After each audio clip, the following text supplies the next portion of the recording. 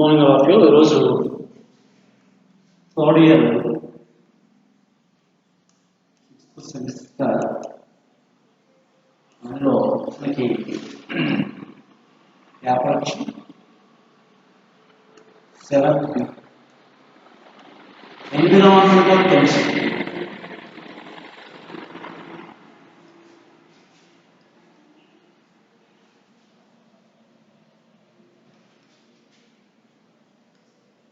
Environmental chemistry ఇందులో మనం before క్లాసెస్లో ఓజోన్ గురించి తెలుసుకున్నాం. అదేవిధంగా ఓజోన్ వలన లాభాలు, ఓజోన్ పొర వలన మనం ఏ విధంగా కాపాడబడుతున్నాం అనేది మనం బిఫోర్ క్లాస్లో నేర్చుకోవడం జరిగింది. ఈరోజు ఫోటోకెమికల్ స్మాగ్, కాంతి రసాయన స్మాగ్.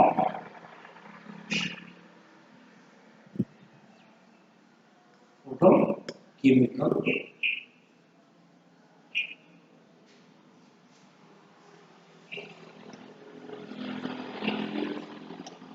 smog.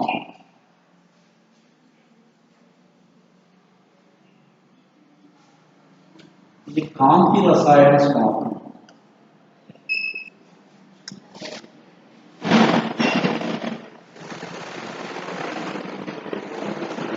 కాంతి రసాయన రైట్.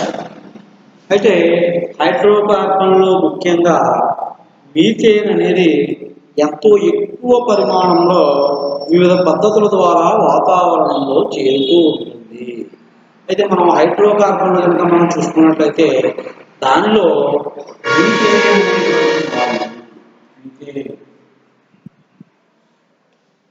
ఈ మీథేన్ వాయువు ఏం చేస్తుందంట, ఎక్కువ పరిమాణంలో వివిధ పద్ధతుల ద్వారా వాతావరణంలో చేరడం అనేది జరుగుతుంది. వివిధ పద్ధతుల్లో వాతావరణంలో చేరడం జరుగుతుంది. అవి మనం కనుక చూస్తే దీనిలో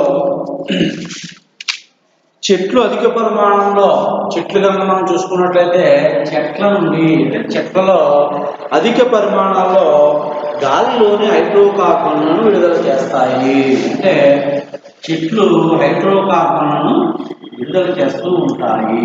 గాలిలో ఉన్నటువంటి హైడ్రోకార్బన్లను ఈ చెట్లు విడుదల చేయడం జరుగుతుంది. అంటే మనకి అధిక పరిమాణాల్లో చెట్లు అనేవి అధిక పరిమాణాల్లో మనకి గాలిలో ఉన్నటువంటి హైడ్రోకార్బన్లను విడుదల చేయడం జరుగుతుంది. దానితో పాటు నీటిలో ఉన్నటువంటి మట్టి పదార్థాలు, నీటిలో మనకి మట్టిగా ఉన్నటువంటి పదార్థాలు కానీ మట్టిలో ఉన్నటువంటి కర్బన పదార్థాలను ఎనరోబిక్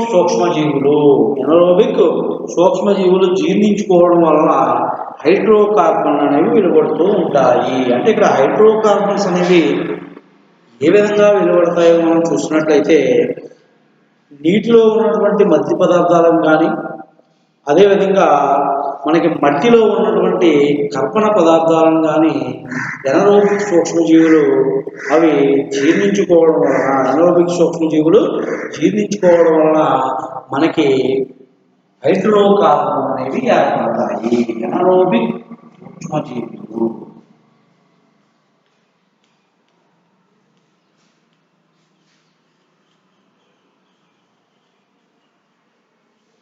ఎనరోబిక్ సూక్ష్మజీవులు జీర్ణించుకోవడం వలన మనకి హైడ్రోకార్బన్ అనేవి ఏర్పడతాయి. దీంతో పాటు పెంపుడు జంతువులు హైడ్రోకార్బన్లను విడుదల చేస్తాయి. మనం ఇళ్లలో పెంచుకున్నటువంటి పెంపుడు జంతువులు హైడ్రోకార్బన్లను అవి కూడా విడుదల చేయడం జరుగుతుంది.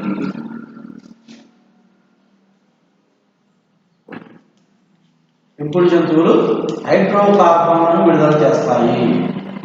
అంటే మనం ఇళ్లలో పెంచుకున్నటువంటి పెంపుడు జంతువులు కూడా అవి హైడ్రోకార్బన్లను విడుదల చేయడం జరుగుతుంది. అయితే మానవుని చర్యల వలన 15% హైడ్రోకార్బన్లు వాతావరణంలోనికి చేరుతున్నాయి. అంటే మానవుని చర్యల వలన, అంటే మనం చేసేటువంటి తప్పిదాల వలన చర్యల వలన 15% హైడ్రోకార్బన్లు మానవ చర్యల వలన 15% హైడ్రోకార్బన్లు మనకి విడుదలవ్వడం అనేది జరుగుతుంది. అంటే మానవ చర్య వలన వాతావరణంలోనికి 15% ఉన్న వాటిలో 15% హైడ్రోకార్బన్లు మన వాతావరణంలోనికి విడుదలవ్వడం జరుగుతుంది. వాతావరణంలో విడుదలవ్వడం అనేది జరుగుతుంది. అయితే ఈ వాతావరణంలో అంటే మోటార్ కార్లు కానీ ఇతర పెట్రోలియం యంత్రాలు గాలిలోకి హైడ్రోకార్బన్లను విడుదల చేయడం జరుగుతుంది. వీటితో పాటు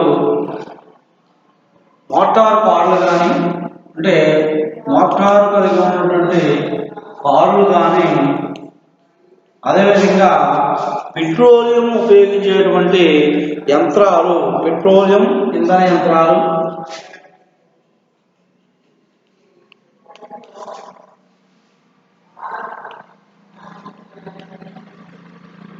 పెట్రోలియము మరియు ఇంధన యంత్రాలు గాలిలోనికి హైడ్రోకార్బన్లను విడుదల చేసుకున్నాయి. అంటే మానవ చర్య వలన 50% అయితే వాహనాల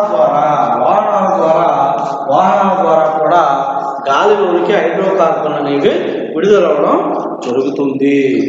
అనేది జరుగుతుంది. అయితే వాతావరణంలోకి చేరినటువంటి హైడ్రోకార్బన్లు అయితే వీటి నుండి విడుదలైనటువంటి ఈ చెట్ల నుండి కానీ, సూక్ష్మజీవులు జీర్ణించుకోవడం వలన కానీ, పెంపుడు జంతువుల నుండి కానీ, అదేవిధంగా మానవ చర్యల వలన కానీ, అదేవిధంగా వాహనాల ద్వారా కానీ విడుదలైనటువంటి హైడ్రోకార్బన్లు అనేక రసాయన కాంతి చర్యల వలన ఈ హైడ్రోకార్బన్లు అనేవి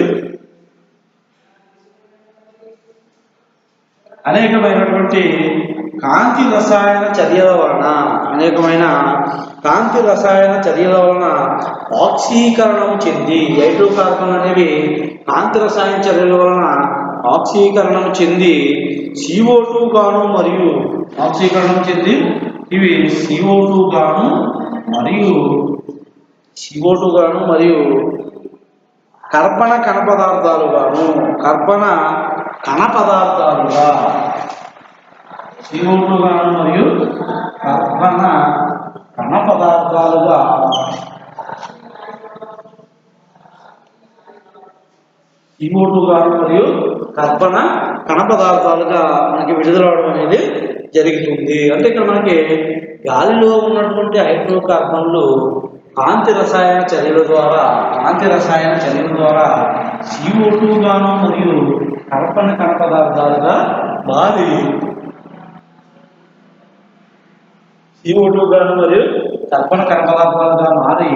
మన మానవాళికి ఎంతో నష్టాన్ని కలిగించడం జరుగుతుంది. కాబట్టి వీటి యొక్క ఎక్కువగా విడుదలైనటువంటి హైడ్రోకార్బన్ విడుదలైనటువంటి ఈ విధానాన్ని మనం అరికట్టడం వలన మనం కాపాడిన వాళ్ళం అవుతాం. ఓకే, అయితే ఇందులో హైడ్రోకార్బన్ అనేవి సూర్యరశ్మితో ప్రత్యక్షంగా చర్య జరపడం వలన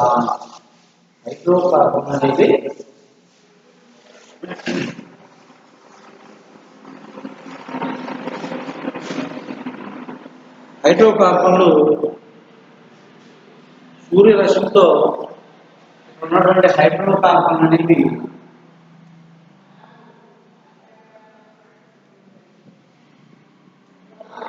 సూర్యరశ్మితో ప్రత్యక్షంగా చర్య జరపవు. ఉన్నటువంటి హైడ్రోకార్బన్స్ సూర్యరశ్మితో ప్రత్యక్షంగా చర్య జరపవు, కానీ కాంతి రసాయన చర్యల వలన ఏర్పడినటువంటి కొన్ని ఉత్పన్నాలతో చర్యలు జరుపుతాయి. అంటే ఇక్కడ మనకి ఈ హైడ్రోకార్బన్ అనేవి ఇక్కడ సూర్యరశ్మితో చర్య జరపవు, కానీ కాంతి రసాయన చర్యల వలన ఏర్పడినటువంటి కొన్ని ఉత్పన్నాలతో చర్య జరుపుతాయి. కాంతి రసాయన చర్య వలన ఏర్పడినటువంటి కొన్ని ఉత్పన్నాలతో చర్య జరుపుతాయి. దీని వలన మనకి పొగ మరియు పొగ మంచుల మిశ్రమం ఏర్పడుతుంది. అంటే ఇక్కడ మనకి పొగ మంచు, ఫోటోకెమికల్ స్మాగ్, అంటే పొగ మంచు అనేది ఏ విధంగా ఏర్పడుతుంది అని మనం చూసుకున్నట్లయితే, పొగ మంచు అనేది ఏ విధంగా ఏర్పడుతుందో మనం చూస్తే, గాలిలో ఉండేటువంటి హైడ్రోకార్బన్లు అనేవి మన గాలిలో ఉన్నటువంటి హైడ్రోకార్బన్లు సూర్యరశ్మితో చర్య జరపవు, కానీ కాంతి రసాయన చర్యల వలన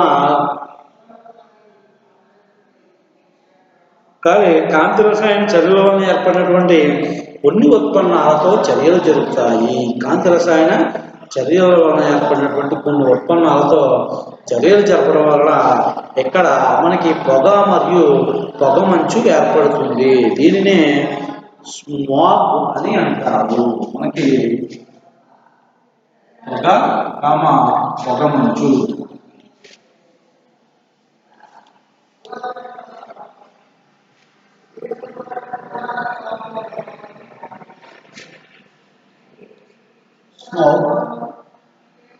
స్మోక్ మరియు ఫాగ్ అనేది ఏర్పడుతుంది.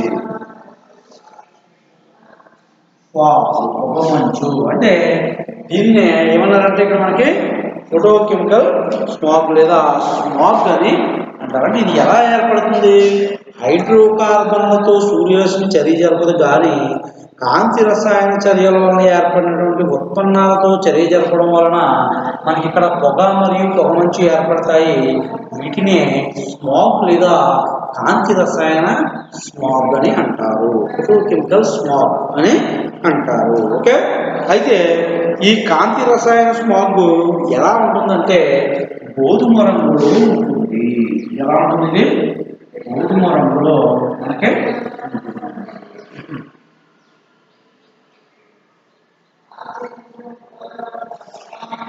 ఈ ఫోటోకెమికల్ స్మాగ్ అనేది గోధుమ రంగులో ఉండి కన్ను మరియు ఊపిరితిత్తులను ఉద్దీపనం చేస్తుంది. ఇది గోధుమ రంగులో ఉండి దేనిని ఉద్దీపనం చేస్తుంది అంటే కన్ను మరియు ఊపిరితిత్తులను. కన్ను మరియు ఊపిరితిత్తులు.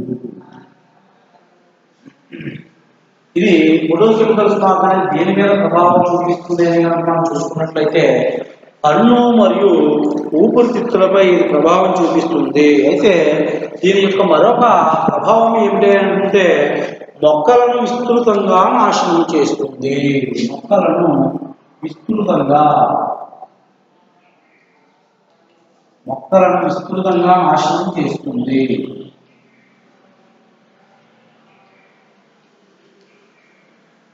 మొక్కలను విస్తృతంగా నాశనం చేస్తుంది.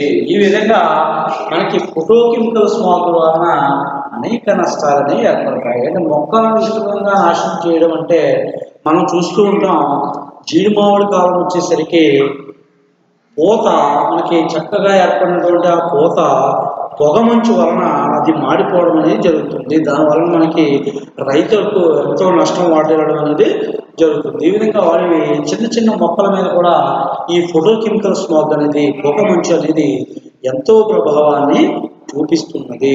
ఫోటోకెమికల్ స్మాగ్ ఇది ఎంతో ప్రభావాన్ని చూపించడం అనేది జరుగుతున్నది. ఎలా ఏర్పడుతుంది ఫోటోకెమికల్ స్మాగ్ అంటే గాలిలో ఉండేటువంటి హైడ్రోకార్బన్లతో చర్య జరపకపోయినప్పటికీ కాంతి రసాయన చర్య వలన ఏర్పడినటువంటి ఉత్పన్నాలతో చర్య జరిపి పొగ మంచు మరియు పొగలను ఏర్పరుస్తుంది. దీన్నే స్మాగ్ అని అంటారు. అయితే దీని వలన కన్ను ఊపిరితిత్తులను ఉద్దీపనపరుస్తుంది. కన్ను ఊపిరితిత్తులను ఇరిటేట్ చేస్తుంది అన్నమాట. ఇరిటేట్ చేయడం అన్నమాట.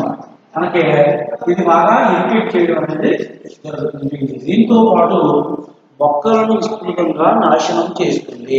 మొక్కలను విస్తృతంగా నాశనం చేయడం అనేది దీని యొక్క ప్రధానమైనటువంటి ప్రభావము.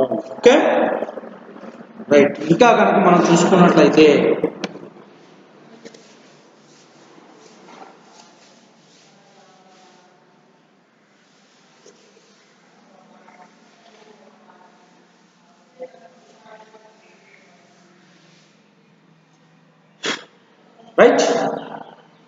దీంతో పాటు స్మాగ్ ఏర్పడే చర్యా విధానము మనకి ఏ విధంగా ఉంటుంది అంటే ఇది స్మాగ్ అనేది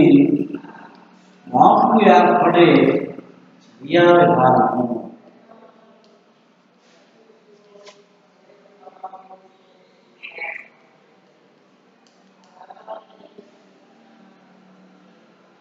స్మోక్ ఏర్పడేటువంటి చర్యా విధానము కనుక మనం చూసుకున్నట్లయితే ఈ స్మోక్ ఏర్పడే చర్యా విధానంలో మనకి ఇక్కడ ఏం జరుగుతుందంటే మోటార్ వాహనాల నుండి వెలువడేటువంటి అన్సాచురేటెడ్ హైడ్రోకార్బన్స్ అంటే ఇక్కడ మోటార్ వాహనాల నుండి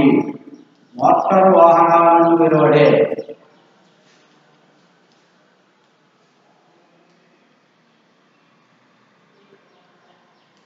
మోటార్ వాహనాల నుండి వెలువడేటువంటి హైడ్రోకార్బన్లు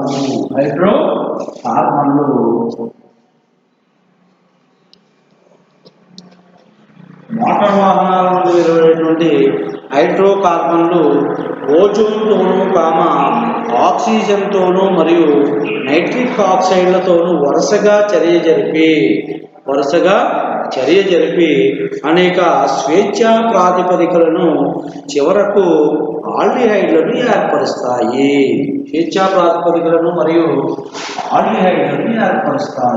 ఆక్సిజన్తోనూ మరియు హైడ్రోకార్బన్స్ అనేవి అవి ఆక్సిజన్తోనూ మరియు ఓజోన్తోనూ అదేవిధంగా మనకి నైట్రిక్ ఆక్సైడ్లతోనూ హైడ్రోకార్బన్ అనేవి నైట్రిక్ ఆక్సైడ్లతోనూ చర్య జరిపి ఇవి ఏవి ఏర్పడతాయంటే అనేక స్వేచ్ఛా ప్రాతిపదికలు అంటే ఫ్రీ రాడికల్స్ని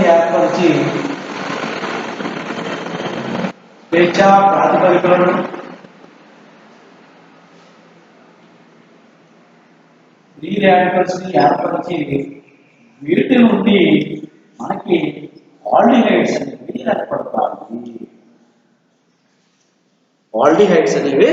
ఏర్పడతాయి. ఇది మనకి చెప్పేది ఏమిటి, ఏ విధంగా ఏర్పడుతుంది వీటి యొక్క చర్యా విధానం కనుక మనం వారలుగా చూసుకున్నట్లయితే హైడ్రోకార్బన్లు ఆక్సిజన్తోనూ ఓజోన్తోనూ నైట్రిక్ ఆక్సైడ్తో చర్య జరిపి అనేక స్వేచ్ఛా ప్రాతిపదికలను ఏర్పరిచి వాటి నుండి ఆల్డిహైడ్లను ఏర్పరుస్తాయి. దీని నుండి ఆల్డిహైడ్లను ఏర్పరచడం జరుగుతుంది. అయితే ఈ ఆల్డిహైడ్లు స్వేచ్ఛా ప్రాతిపదికలతోనూ అదేవిధంగా NO2తో చర్య జరిపి పెరాక్సీ ఎసైల్ నైట్రేట్ను ఏర్పరుస్తాయి. మళ్ళా ఇక్కడ ఉన్నటువంటి ఈ ఆల్డిహైడ్లు ఏం చేస్తున్నాయట,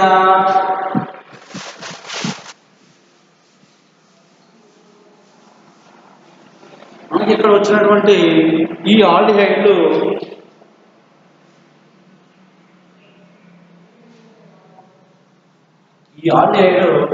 ఫ్రీ రాడికల్స్తోని స్వేచ్ఛా ప్రాతిపదికలతోనూ ఆల్డిహైడ్ అనేది స్వేచ్ఛా ప్రాతిపదికలతోనూ మరియు NO2 తోటి స్వేచ్ఛా ప్రాతిపదిక మరియు NO2తో చర్య జరిపి peroxy acyl నైట్రేట్ను ఏర్పరచును. Peroxy acyl nitrate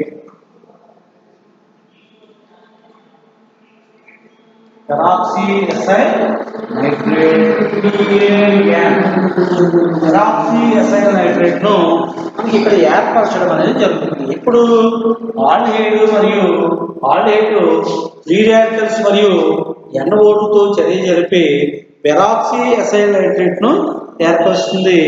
ఇది కళ్ళను ఉద్దీపనపరుస్తుంది, ఇరిటేట్ చేస్తుంది. కళ్ళను ఏం చేస్తుంది, ఉద్దీపన పరుస్తుంది. అంటే ఇక్కడ ఏర్పడినటువంటి ఈ ఫ్రీ అయ్యారు చూసారా, పెరాక్సీ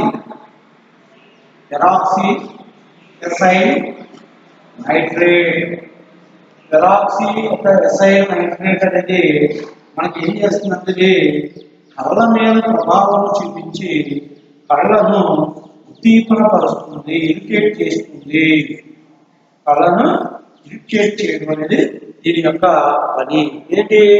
దీని ద్వారా ఏర్పడినటువంటి ఆల్డిహైడ్లు మరియు ఆల్డిహైడ్ అనేది ఇక్కడ ఫ్రీ రాడికల్స్ మరియు NO2తో చర్య జరిపి పెరాక్సీ ఎసైల్ నైట్రేట్ ఏర్పడితే ఈ పెరాక్సీ ఎసైల్ నైట్రేట్ కళ్ళ మీద ప్రభావం చూపిస్తుంది. కళ్ళ మీద మనకి ప్రభావాన్ని చూపించడం జరుగుతుంది. ఓకే, అయితే దీంట్లో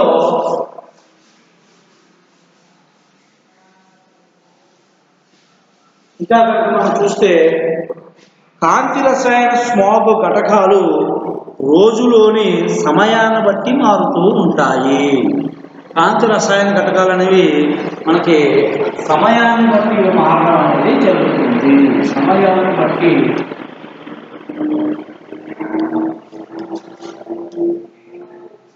బట్టి మారుతాయి. అంటే కాంతి రసాయన స్మోక్ ఘటకాలు ఇవి రోజులోని సమయాన్ని బట్టి మనకి మారుతూ ఉంటాయి. ఉదయం పూట రద్దీ ఎక్కువగా ఉన్న సమయంలో, ఉదయం పూట రద్దీ ఎక్కువగా ఉన్నటువంటి సమయాల్లో మనం చూసుకున్నట్లయితే ఉదయం పూట రద్దీ ఎక్కువగా ఉన్నటువంటి సమయాల్లో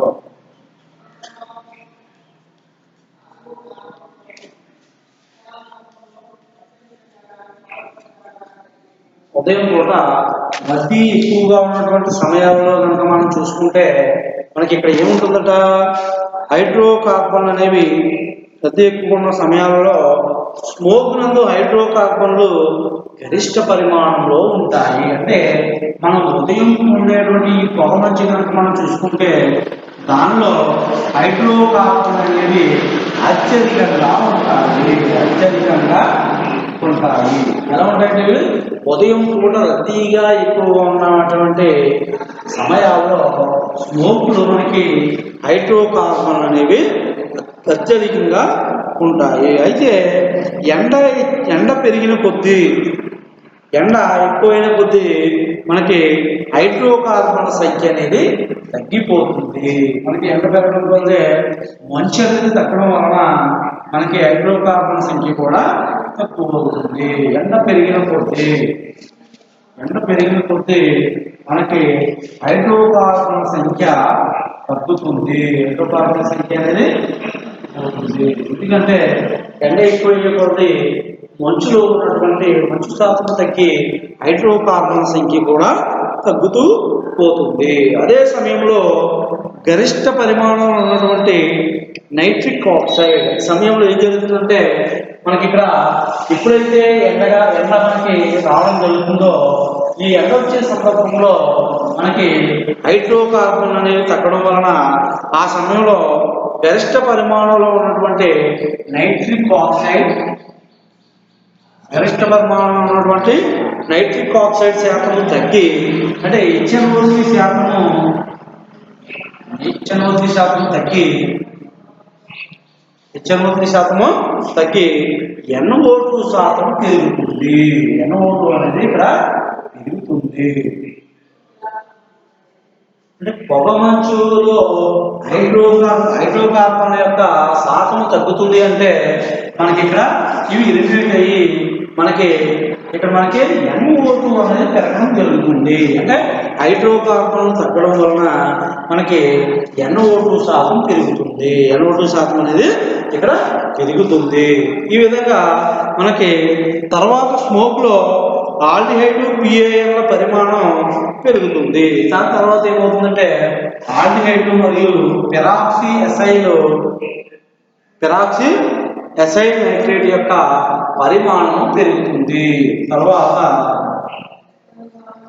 ఆల్డిహైడ్ మరియు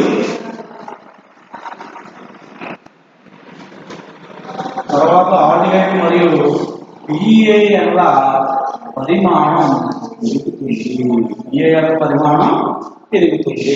ఈ విధంగా ఫోటోకెమికల్ స్మాగ్లో హైడ్రోకార్బన్ యొక్క పరిమాణం తగ్గడం వలన HNO3 శాతము తగ్గి NO2 శాతం పెరుగుతుంది. NO2 శాతం అనేది పెరుగుతుంది. దీనితో పాటు ఓజోన్ మరియు పాన్లో గౌణ కాలుష్యకాలు, దీనిలో మనం చూసుకుంటే O3 మరియు O3 మరియు PAN అంటే పెరాక్సీ ఎసైల్ నైట్రేట్లు, ఇవి గౌణ కాలుష్యకాలు. వీటిని గౌణ కాలుష్యకాలు అంటే ప్రైమరీ పొల్యూటెంట్స్. గౌణ కాలుష్యకాలు అంటే ప్రైమరీ పొల్యూటెంట్స్ అన్నమాట. ప్రైమరీ పొల్యూటెంట్స్ ఇది ఏమన్నా అంటే గౌణ కాలుష్యకాలు, ప్రైమరీ పొల్యూటెంట్స్ గా మనం పిలుస్తాము. రైట్. అయితే వీటిని ప్రైమరీ పొల్యూషన్స్ గా పిలవడం వలన వాటి యొక్క నియంత్రణ హైడ్రోకార్బన్ మరియు నైట్రోజన్ ఆక్సైడ్ నియంత్రణ పైన ఆధారపడి ఉంటుంది. అయితే దీని O3 మరియు PIL యొక్క నియంత్రణ దీని మీద ఆధారపడి ఉంటుంది అంటే మనకి హైడ్రోకార్బన్ మరియు నైట్రోజన్ ఆక్సైడ్ మీద దీని యొక్క నియంత్రణ అనేది ఆధారపడి ఉంటుంది. హైడ్రోకార్బన్ మరియు నైట్రోజన్ ఆక్సైడ్లపై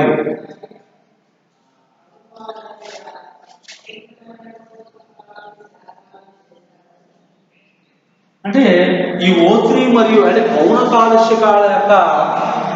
కాలుష్యకాల యొక్క నియంత్రణ అనేది హైడ్రోకార్బన్ మరియు నైట్రోజన్ ఆక్సైడ్ నియంత్రణ పైన ఆధారపడి ఉంటుంది. అంటే వీటి మీద ఆధారపడి అవి వాటి అండర్లో ఉండడం అనేది జరుగుతుంది. ఈ విధంగా కాంతి రసాయన స్మాగ్ లేదా ఫోటోకెమికల్ స్మాగ్ మరియు వాటి యొక్క కాంతి రసాయన కాలుష్యకాలను మనం ఈ విధంగా నిర్వచించడం అనేది జరుగుతుంది. కాంతి రసాయన కాలుష్యకాలను ఈ విధంగా మనం నిర్వచిస్తాము. దీనిలో మనకి ప్రధానంగా మీరు గుర్తుంచుకోవాల్సినటువంటి పాయింట్స్ ఏంటి అంటే ఈ రసాయన ఫోటోకెమికల్ స్మాగ్ అనేది ఏ విధంగా ఏర్పడుతుంది.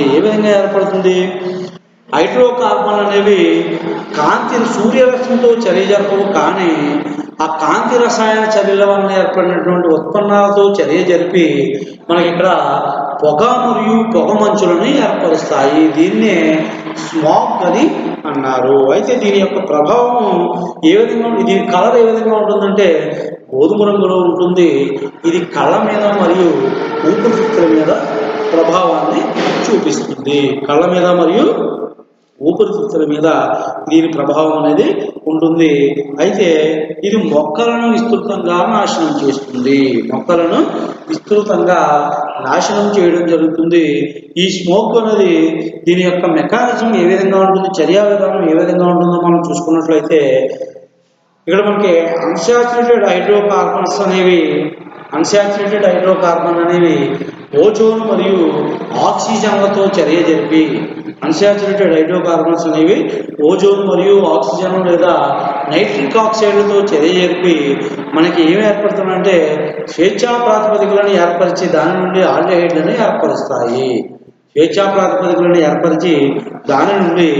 ఆల్డిహైడ్లను ఏర్పరుస్తాయి. అయితే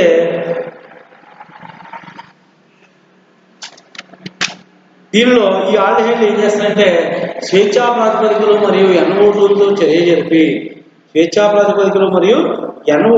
చర్య జరిపి పాన్ పెరాక్సీ ఎసైల్ నైట్రేట్ను ఏర్పరుస్తాయి.